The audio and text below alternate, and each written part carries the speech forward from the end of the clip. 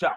So we go into this absolutely superb logic called as glycolysis. हर एक step को ध्यान से सुनना. Very beautiful concept. स्कूल में थोड़ा थोड़ा सुना था ग्लाइकोलाइसिस क्रेब्स साइकिल, समझ में कुछ ज्यादा आया नहीं था. यहां मैं आपको डिटेल में समझाने वाला हूं. इतना सुपर प्रोसेस है, मजा आएगा आपको. Beautiful concept. You would have never found pure chemistry so interesting. Pure chemistry. Let's see now. चलिए, let's see this beautiful process. Glycolysis. What is our aim? 6-carbon glucose is supposed to break down into 2 molecules of 3-carbon pyruvic acid. 2 molecules of 3-carbon pyruvic acid. This is the essence of glycolysis. लेकिन क्या process है देखो जरा. एक cytoplasm में क्या level का detailing होता है, ध्यान से देखो जरा, मजा आएगा. सबसे पहले glucose. We want to break glucose. It has in it a lot of energy. But ध्यान से, ग्लूकोज को तोड़ेंगे तो उसमें से 686 किलो कैलोरी एनर्जी आती है और उससे 38 एटीपी बनते हैं. तो पहले स्टेप में क्या करते हैं, ग्लूकोज 6 कार्बन C6H12O6 को तोड़ा नहीं जाता है. नहीं, रादर क्या किया जाता है, एक एटीपी मॉलिक्यूल टूटता है एंड प्रोड्यूसेस 1 एडीपी मॉलिक्यूल. तो ATP breaks down to form ADP and IP.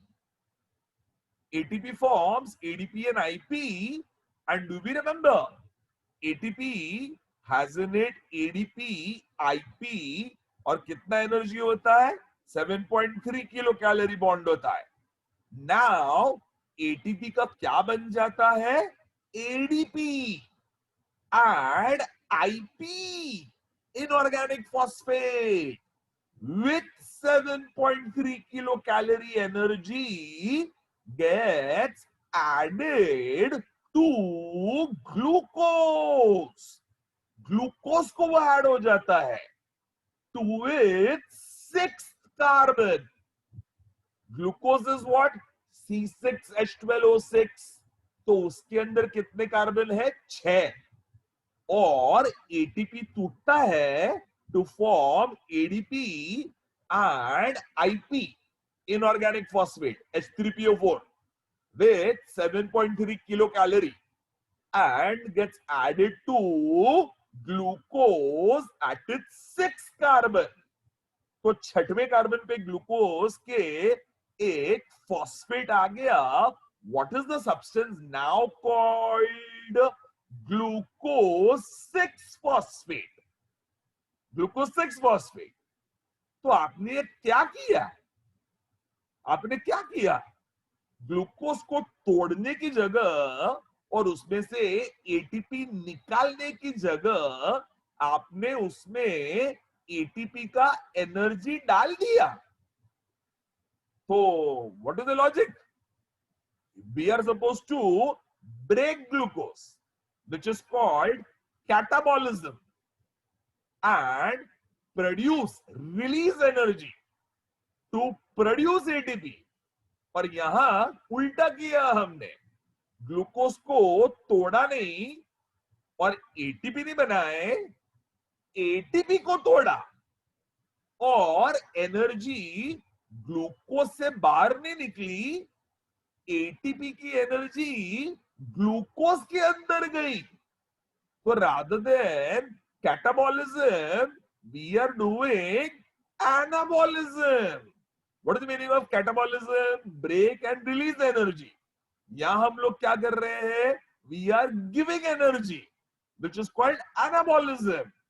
तो ग्लूकोज में एनर्जी थी, अभी उसमें फॉस्फेट विद 7.3 किलो कैलोरी आ गया, and that means glucose 6 phosphate has got more energy than glucose itself. Glucose में already कितनी energy थी?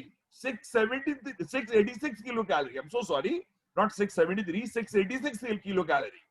ग्लूकोज में 686 किलो कैलोरी थी, अब उसमें एडिशनल 7.3 किलो कैलोरी आ गया, तो glucose 6 phosphate has got more energy than glucose.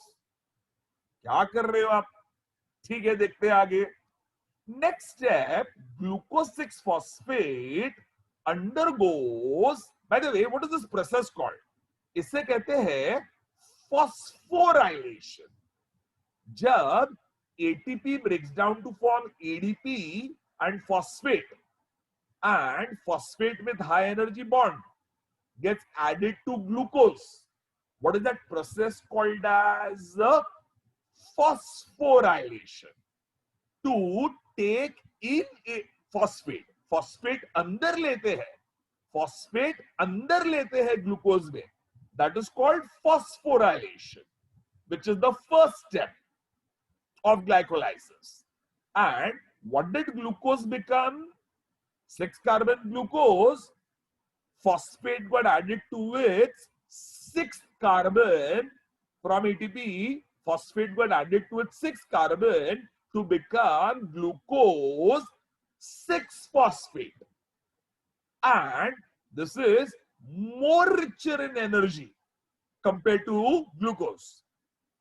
Next step, glucose 6 phosphate, 6 carbon, glucose is 6 carbon, glucose 6 phosphate 6 carbon, now undergoes isomerization. अभी हमने किया. What is isomerization? Change in the arrangement of carbon, hydrogen, oxygen from one ring to another ring. Number of carbon, hydrogen, oxygen remains same, but arrangement becomes different. And glucose 6 phosphate gets isomerized to fructose 6 phosphate. Glucose 6 phosphate gets isomerized to fructose 6 phosphate. अभी हमने उल्टा किया था.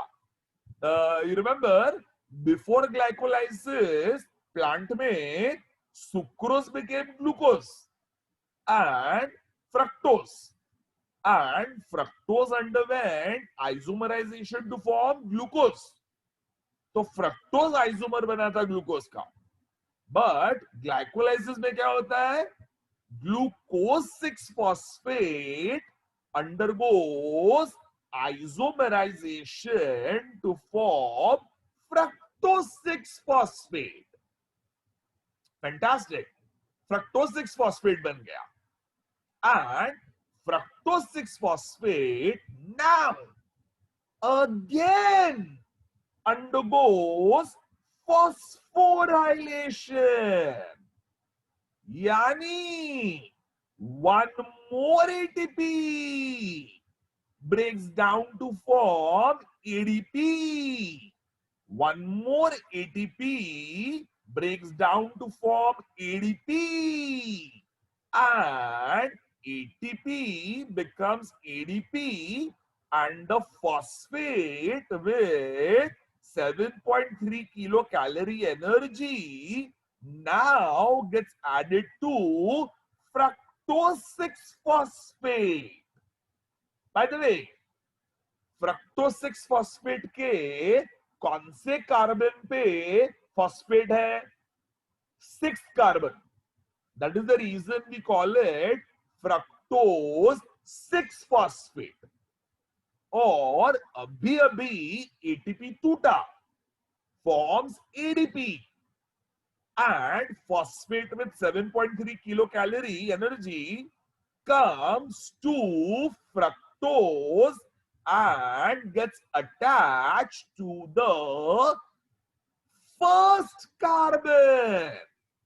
तो first carbon पे ये नया phosphate आ जाता है। तो जब ग्लूकोज के ऊपर फॉस्फेट आया, ग्लूकोज के ऊपर फॉस्फेट आया, कौन से कार्बन पे आया? छठे कार्बन पे। फिर उसका आइसोमराइजेशन से इट फॉर्म फ्रक्टोज 6 फॉस्फेट। और अब और एक एटीपी टूटता है to become ADP, and phosphate कौन से कार्बन पे आता है? फर्स्ट कार्बन पे। तो now form fructose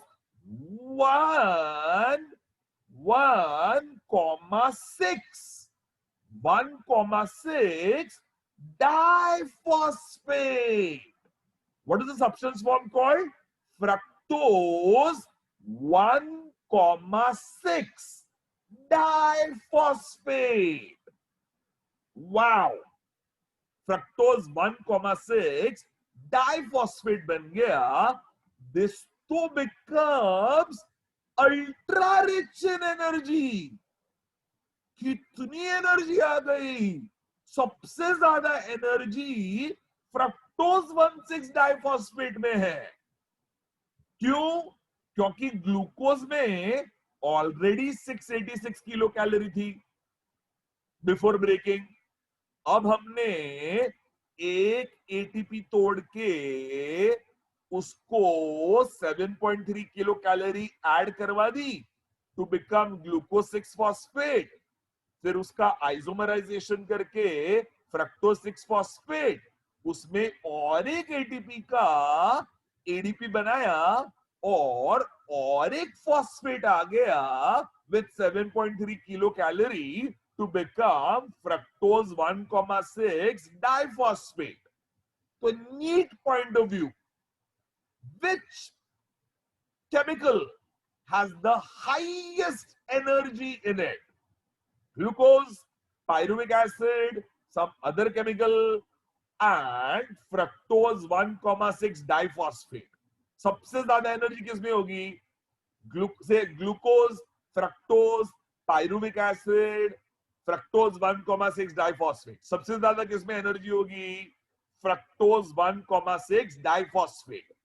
compare to glucose, उसमें 7.3 प्लस 7.3 किलो कैलोरी एनर्जी ज्यादा है। तो सबसे ज्यादा एनर्जी किसमें है? फ्रक्टोज 1,6 डाइफॉस्फेट में है। अभी एक लॉजिक, ये हो क्या रहा है?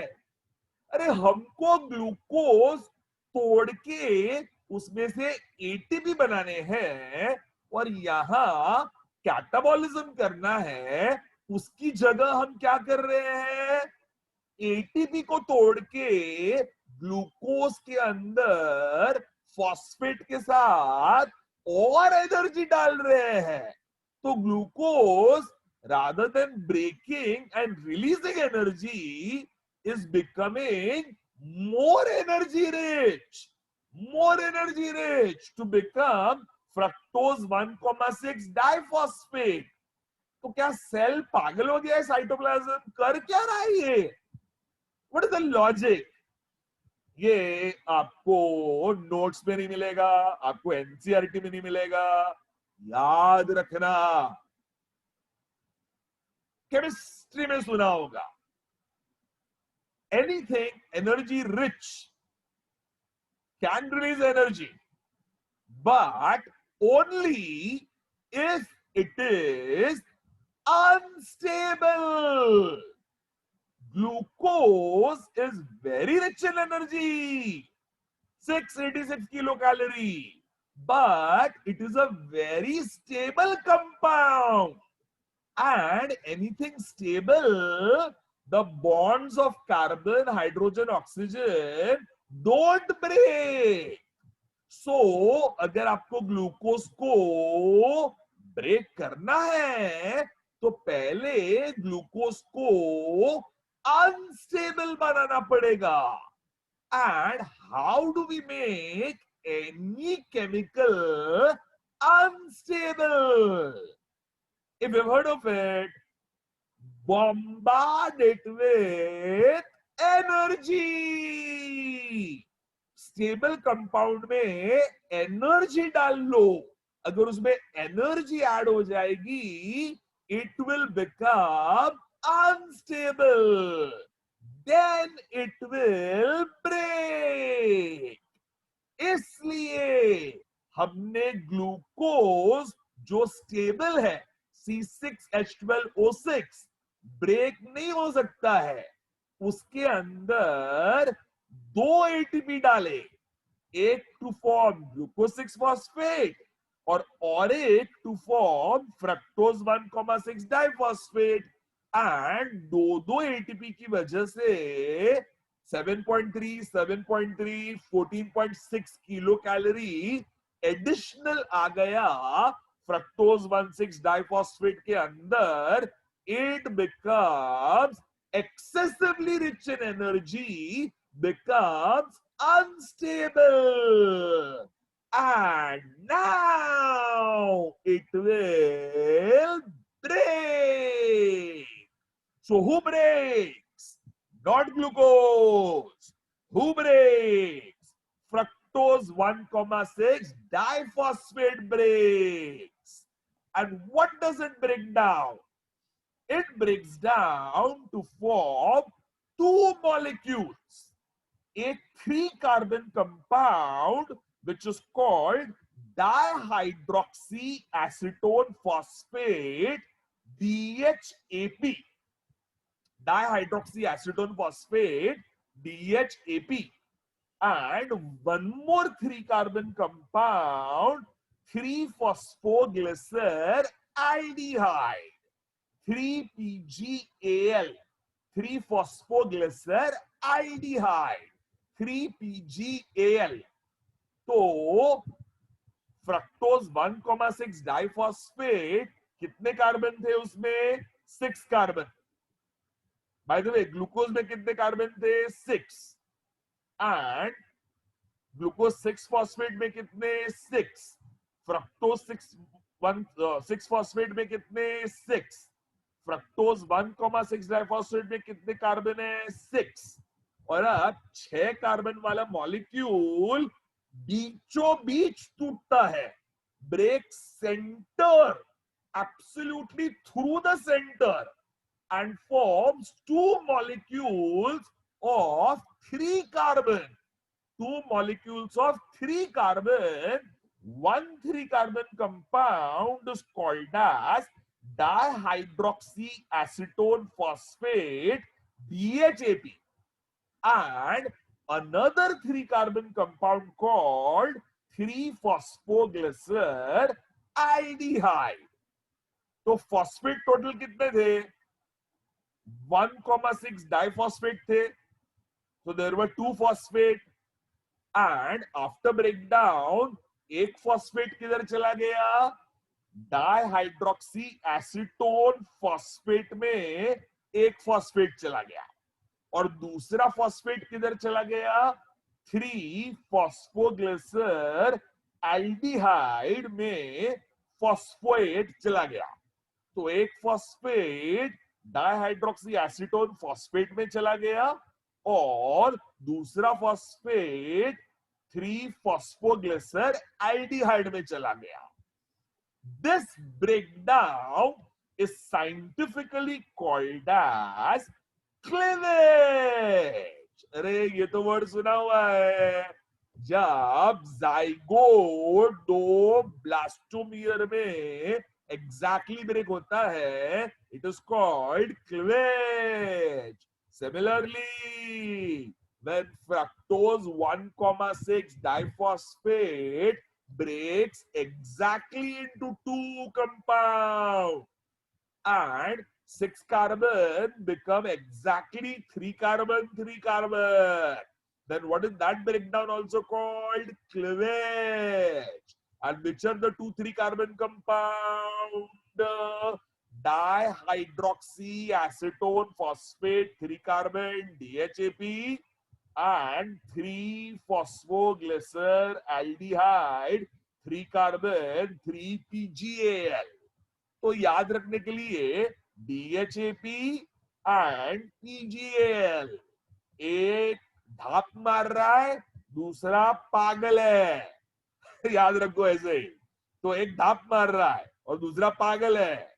एक DHAP है, दूसरा PGAL, पागल है। दोनों 3 कार्बन कंपाउंड है। अब क्या होगा? अब ध्यान से, DHAP dihydroxyacetone phosphate 3 carbon undergoes a step called as isomerization. What is isomerization?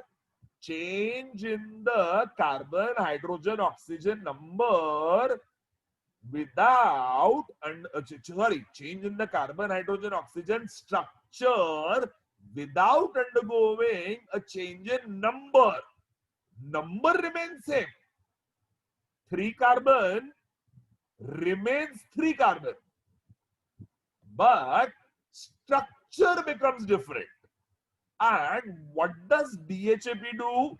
DHAP, the dihydroxyacetone phosphate, DHAP dihydroxyacetone phosphate, DHAP undergoes isomerization to form one more 3-phosphoglyceraldehyde.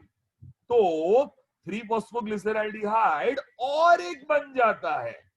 तो ध्यान से, क्लीवेज में क्या हुआ? Fructose 1,6 diphosphate breaks down to form DHAP 3 carbon and 3-PGAL 3 carbon. दो 3 carbon compound है। Next step में क्या होता है? DHAP 3 carbon undergoes isomerization to form one more molecule of 3-phosphoglyceraldehyde. तो 3-phosphoglyceraldehyde के कितने मॉलिक्यूल हो गए? 2। एक क्लीवेज से बना, क्लीवेज से एक PGAL बना, और दूसरा आइसोमेराइजेशन से बना। When DHAP underwent isomerization to form 3-PGAL. So, how many molecule of 3-phosphoglyceraldehyde we have? 2. अब तक हम लोग ने इतनी मेहनत की और बिल्कुल भी एनर्जी नहीं आई।